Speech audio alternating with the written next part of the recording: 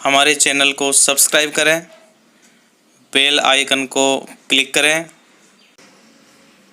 और सभी के साथ शेयर करें।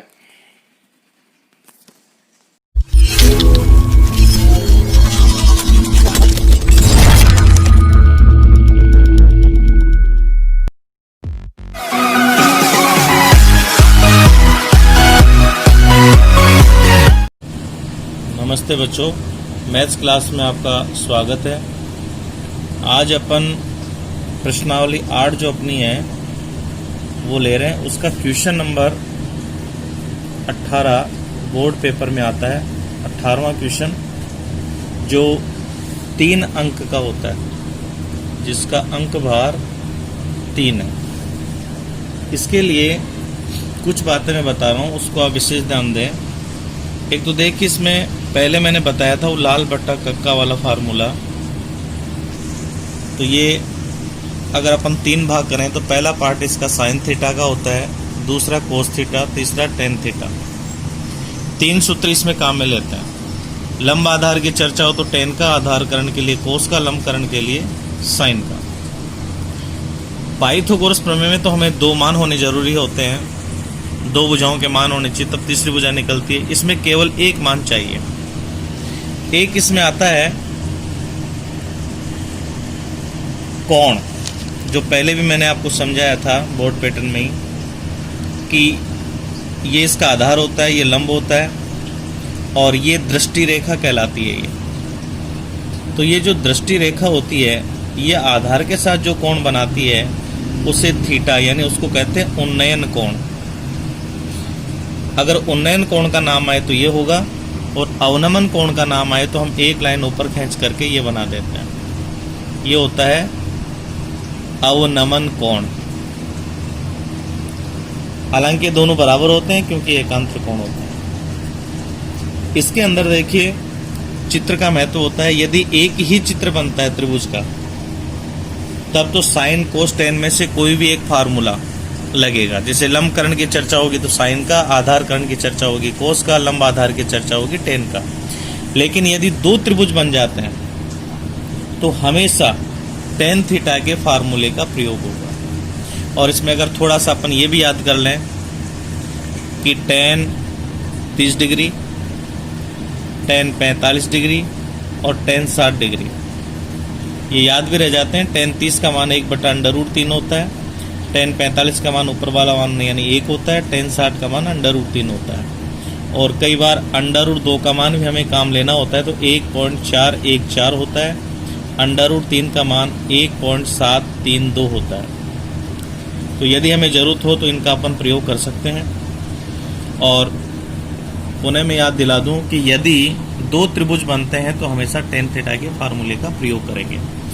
तो मैं ये क्वेश्चन ले रहा हूँ बोर्ड पैटर्न के आधार पर, कम से कम समय में ज़्यादा क्वेश्चन आप कर सकें, फिर किताब से आप इसकी और तैयारी कर सकते हैं।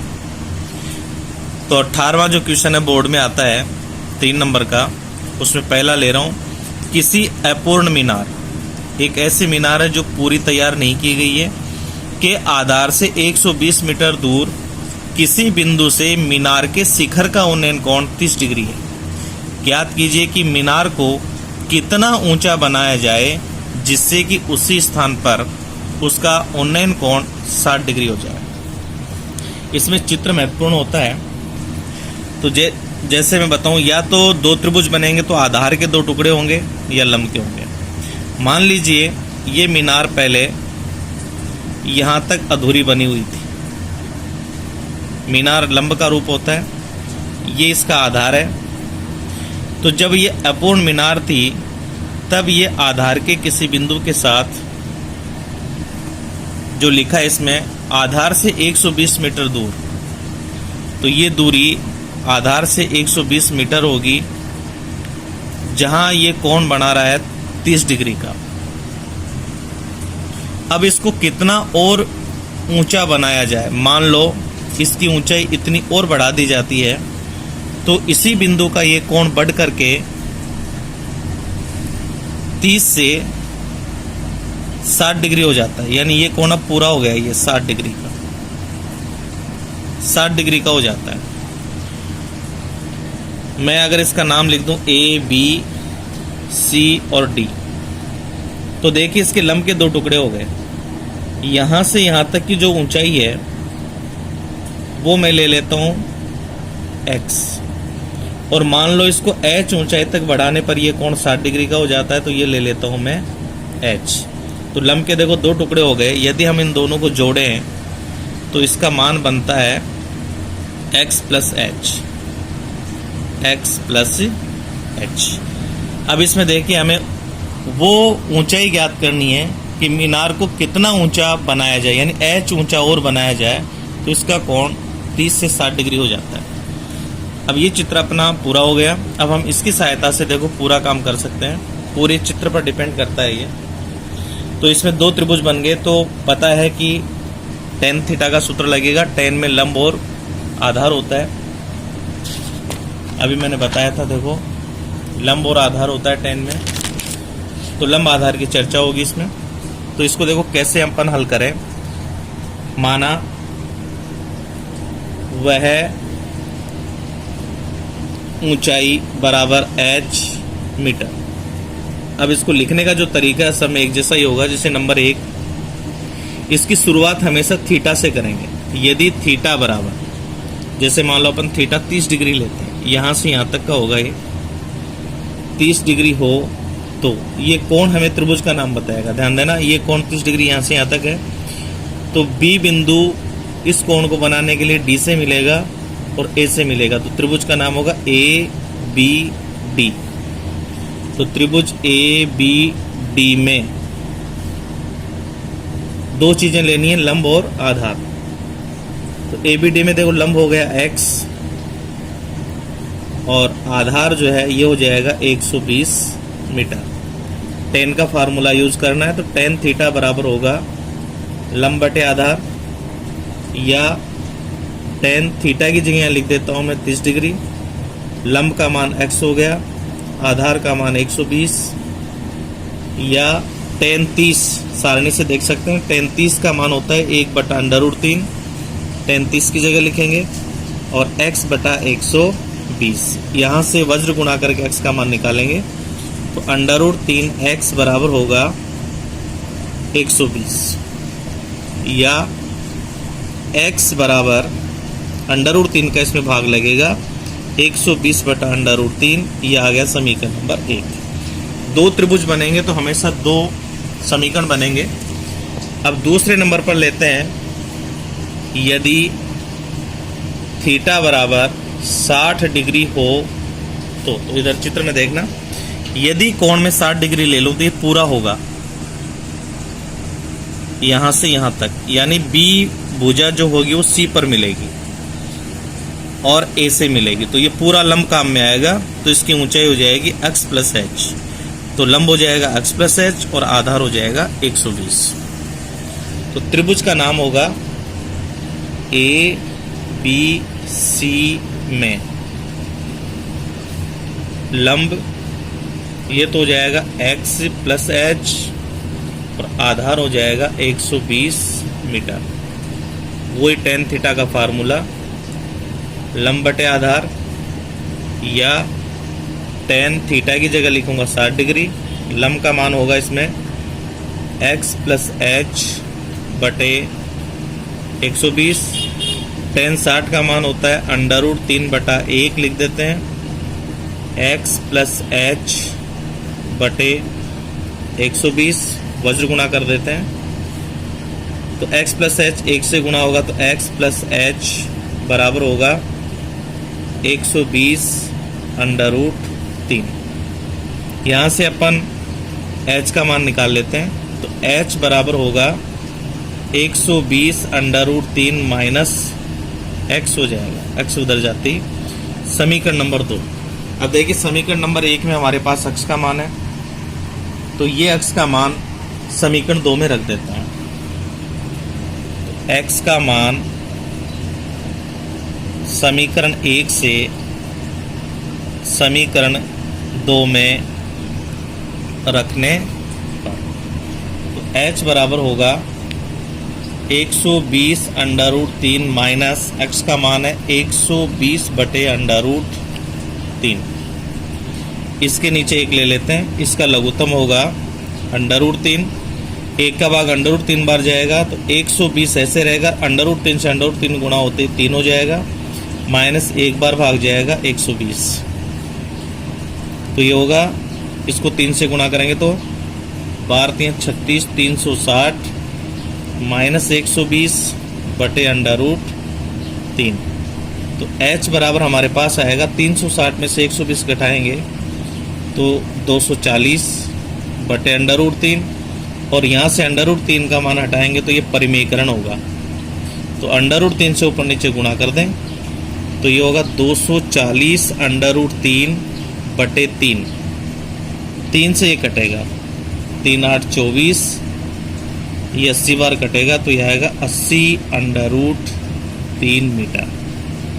ये h का मान हो गया। यानी मीनार को यदि 80 √3 मीटर ऊंचा और उठा दिया जाए तो कोण 30 डिग्री से बढ़ करके, ये 30 वाला कोण बढ़ करके 60 हो जाएगा। यानी ये h जो ऊंचाई है ये हमारी होगी 80 √3 मीटर। तो बड़ा आसान तरीके से आप ये कर सकते हैं। अगला क्वेश्चन है इसमें, एक मीनार के आधार से 9 मीटर तथा 25 मीटर, ध्यान देना 9 मीटर की दूरी भी आधार से है और 25 मीटर की दूरी भी आधार से है, एक ही रेखा पर स्थित है, एक ही रेखा पर 2 बिंदु स्थित हैं, से देखने पर मीनार के शिखर के उन्नयन कोण परस्पर पूरक कोण है। पूरक वो कोण होते हैं जिनका योग 90 डिग्री होता है। जिन दो कोणों का योग 90 हो वो पूरक कोण कहलाते हैं। तो देखिए इसका चित्र अपन बनाएंगे। जैसे मान लो ये कोई मीनार है और ये आधार है जो एक सरल रेखा पर है। इस सरल रेखा के ऊपर 2 बिंदु स्थित हैं, एक मीनार के पास और एक मीनार के दूर। इस मीनार का पहले बिंदु के साथ ये कोण बन रहा है और दूसरे बिंदु के साथ ये बन रहा है। तो यहाँ हमेशा ध्यान रखना है, जैसे जैसे अपन दूर जाएंगे कोण छोटा होता हुआ चलेगा। तो मीनार के पास वाला कोण बड़ा होगा और ये छोटा होगा। कई बार जैसे 2 कोण दे देते हैं तो ये पता होना चाहिए कि पास वाला कोण बड़ा और दूर वाला कोण छोटा होगा। इसका नाम लिख देते हैं ABC। तो आधार पर 2 बिंदु स्थित हो गए B और C। तो ये दिया है एक मीनार के आधार से 9 मीटर तथा 25 मीटर दूर। तो इस मीनार के आधार से पहले बिंदु की दूरी तो है 9 मीटर और इस आधार से ही दूसरे बिंदु की दूरी है 25 मीटर। गलती से आगे BC को यदि 25 कर दिया तो ये गलत हो जाएगा। आधार से पहला बिंदु है 9 मीटर दूरी पर और दूसरा बिंदु है 25 मीटर दूरी पर, और ये मीनार है। हमें इस मीनार की ऊंचाई ज्ञात करनी है। मैं मान लेता हूँ मीनार की ऊंचाई h है। ये कई बार सिद्ध करने वाला प्रश्न भी आता है। पूरे कोण दिया है तो यदि हम एक कोण थीटा मान लेंगे तो दूसरा होगा 90 माइनस थीटा। ये पूरा कोण होता है। ये अंतः परिवर्तन वाले प्रश्न होते हैं, उसमें भी होता है ये। तो मैं यहाँ लिख देता हूँ कि माना मीनार की ऊंचाई बराबर h मीटर। अब इसमें भी देखो 2 त्रिभुज बन रहे हैं, इसलिए पहले नंबर पर ले रहा हूँ। यदि थीटा बराबर थीटा हो तो थीटा का मान थीटा ही है, तो त्रिभुज का नाम होगा ABD। त्रिभुज ABD में लंब और आधार यानी tan का सूत्र लगाएंगे तो लंब तो होगा इसका h और आधार होगा इसका 9 मीटर। सूत्र लगाएंगे tan थीटा बराबर लंब बटे आधार। तो यहाँ tan थीटा थीटा ही रहेगा। लंब का मान होगा h और आधार का मान होगा 9, तो h बटे 9। इसे लिख देंगे समीकरण नंबर 1, क्योंकि हमारे पास थीटा का मान नहीं है। अब दूसरे नंबर पर लेंगे यदि थीटा बराबर, अब चेंज हो जाएगा, ये होगा 90 माइनस थीटा।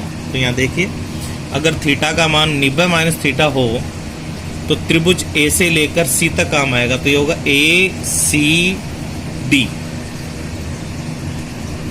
हो तो त्रिभुज ACD में लंब तो h ही रहेगा और इसका जो आधार है वो ए से लेकर सी तक, यानी हो जाएगा 25 मीटर। तो tan का फार्मूला लगाएंगे तो tan थीटा बराबर होगा लंब बटे आधार, या tan थीटा बराबर हुआ लंब का मान h, आधार का मान होगा 25। ये हो गया समीकरण नंबर 2। सॉरी, आगे इसमें अभी थीटा का मान रखना है। तो यहाँ देखो थीटा का जो मान है वो हमारे पास है 90 माइनस थीटा। ये गलती आप नहीं करें, अभी तक मैंने थीटा लिखा है, थीटा का मान यहाँ रखना है 90 माइनस थीटा। तो देखो आगे से हल करेंगे तो ये होगा tan थीटा की जगह होगा 90 माइनस थीटा बराबर h बटे 25। और अपन जानते हैं अंतर परिवर्तन से कि जिसके आगे 90 माइनस थीटा होता है उसका अंतर परिवर्तन होता है। तो साइन कोस में बदलता है, कोस साइन में, टेन कोट में बदलेगा, कोट टेन में, सेक कोसेक में, कोसेक सेक में। तो टेन किस में बदलेगा? कोट में। तो ये होगा कोट थीटा, ये हो जाएगा h बटे 25। और अपने पास देखो कोट का मान नहीं है, टेन का है। देखिए टेन का मान यहाँ h बटा 9 है, तो क्यों ना हम इस कोट को टेन में बदल लें। तो हम जानते हैं कि कोट टेन का उल्टा होता है, इसका मतलब टेन थीटा जो होगा वो कोट का उल्टा होगा, यानी 25 ऊपर h नीचे आ जाएगा। तो अपन इसको 25 बटा h लिख सकते हैं। ये हो गया समीकरण नंबर 2। अब देखिए समीकरण 1 में हमारे पास टेन का मान है, टेन थीटा बराबर है h बटा 9। तो ये मान आप समीकरण 2 में रख देंगे। तो लिखेंगे समीकरण 1 से मान रखने पर टेन थीटा की जगह रख देंगे h बटे 9 बराबर 25 बटे h। वज्र गुणा करेंगे तो h को ऐसे गुणा करने से होगा h स्क्वायर, और ये 9 गुणा 25, इसको ऐसे रहने दें। जैसे स्क्वायर हटाएंगे तो इसके ऊपर आएगा अंडर रूट, तो अंडर रूट 9 गुणा 25। अब अपन अलग अलग इसका वर्गमूल जानते हैं। 9 का वर्गमूल होता है 3 गुणा 25 का होता है 5। तो h बराबर आएगा 5 × 15 मीटर। ये मीनार की ऊंचाई आ जाएगी। तो इस प्रकार अपन ये क्वेश्चन कर सकते हैं। अगला देखिए क्वेश्चन है, ये क्वेश्चन 2 तरीके से हो सकता है, समरूपता के आधार पर भी हो सकता है और इसके आधार पर भी हो सकता है। इसमें दिया है एक समतल जमीन पर 1.5 मीटर लंबे वृक्ष की छाया की लंबाई 1 मीटर है। तो देखो इसमें अपने को 2 त्रिभुज बनाने होंगे। जैसे एक समकोण त्रिभुज ये बन गया, इसमें ये तो हो जाएगा वृक्ष और ये होगी इसकी छाया। तो A B C, जमीन पर 1.5 मीटर लंबे वृक्ष की, तो इस वृक्ष की जो लंबाई है ये है 1.5 मीटर और छाया की लंबाई है इसकी 1 मीटर। उसी समय एक मीनार की छाया, उसी समय मान लो एक मीनार और है, अब की बार ये मीनार है, मैं इसको लिख देता हूं PQR। तो इसकी जो छाया है वो दे रखी है 5 मीटर, छाया आधार पर होती है। और मीनार की ऊंचाई हमें ज्ञात करनी है, मान लेते हैं ये h है। देखिए अगर समरूपता का नियम लगाते हैं तो दोनों त्रिभुज समरूप हैं, तो भुजाओं का अनुपात समान होता है, इसके आधार पर अपन कर सकते हैं। दूसरी बात, अगर ये समरूप है तो इनके बीच का कोण समान होगा, तो ऐसे S नियम से ये समरूप हो जाएगा। मान लो ये कोण थीटा है, इसको भी अपन थीटा ले लें, तो अपन इसमें एक चित्र नंबर 1 हो गया और एक दूसरा हो गया, इसकी सहायता से अपन मान निकाल सकते हैं। तो देखिए मैं इस प्रश्नावली के आधार पर इसे निकालना चाहूँगा। तो ये होगा देखो नंबर 1, तो यहाँ लिखेंगे त्रिभुज ABC में tan थीटा, क्योंकि लंब और आधार है इसमें, tan थीटा बराबर होगा लंब बटे आधार। तो tan थीटा लंब का मान होगा इसमें 1.5 बटे 1। ये हो गया समीकरण नंबर 1। और दूसरे के लिए लेंगे त्रिभुज PQR में, इसमें अपन ले लेते हैं tan थीटा बराबर वही लंब बटे आधार।